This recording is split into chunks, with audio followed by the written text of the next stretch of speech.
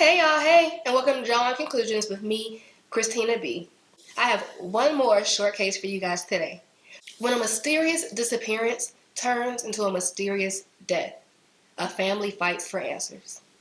Let's discuss.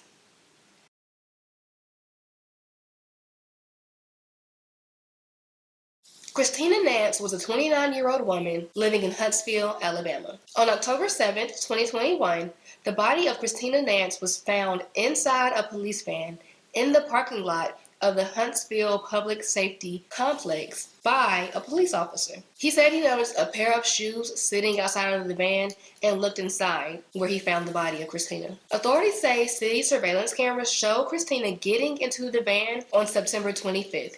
Meaning that she was in the van for 12 full days. The video shows Christina lying in a bush and sitting on the hood of a patrol car before she's seen getting into the van. She got into the van through a back door, and movement can be seen inside the van until the 28th, meaning that she was most likely alive and well in the van for 3 days. She would have been unable to get out of the van as it was used to transport prisoners and the doors only opened from the outside. Officers did note that the rear windows were open, but they were the type that pop out, not roll down, so she wouldn't have been able to get out that way either. Now, if y'all remember the vans, the windows in the back, they had like a little triangle where you pull the thing up and you push it and it pops out like at a 45-degree angle. They were those types of windows. They showed this video to 4 of Christina's family members before releasing the video to the public.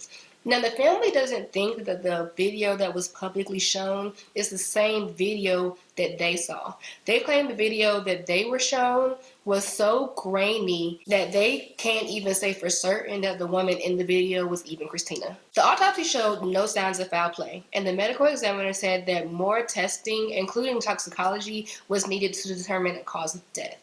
Now, to my knowledge, the toxicology report, if it is complete, has not been released to the public. I was not able to find it. The family feels that they have been treated disrespectfully by authorities and don't think the case has been given as much attention as needed. They allege the van is in an area that is heavily trafficked, and it should have been no way she wasn't noticed for 12 days. If she passed on the 3rd day she entered the van, like the video shows, then someone should have smelled her body decomposing at some point. Now, research I did shows that a decomposing body can be smelled after 3 days, and that smell can travel up to half a mile, which is a pretty good distance. So you're talking about a van parked in the parking lot of a building. People that also parked in that parking lot and had to walk past the van should have been able to smell the decomposition as they walked past the van each day. Since it did take 3 days for her to pass, and if there was movement seen from the surveillance videos, it's almost impossible to assume that nobody saw that same movement in person. So that means that they saw somebody or something inside of the van and ignored it for 12 days. The officer that finally did find Christina says that he thought to look into the van because he noticed a pair of shoes on the ground by the van. Now, being that the van locks from the inside, Christina had to have taken her shoes off before even getting into the van. So for the entire 12-day period, that pair of shoes was sitting there by the van.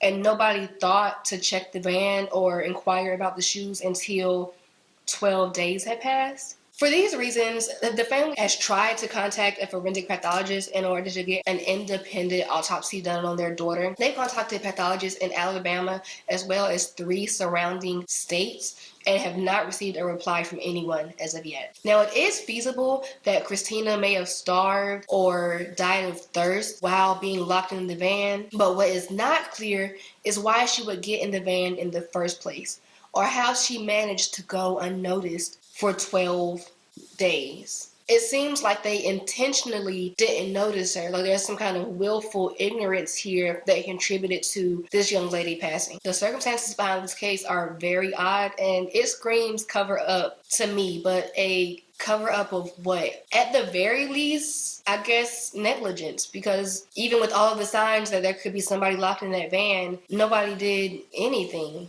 But why wouldn't they? Why wouldn't you? If you notice the shoes there, if you notice movement in the van, why wouldn't you check? Why wouldn't you tell somebody? But thank you so much for joining me today. Please like, share, subscribe. Like, share, subscribe. Comment down below. Talk shit if you got to. I love you. Be great. Be you. I'll see you soon.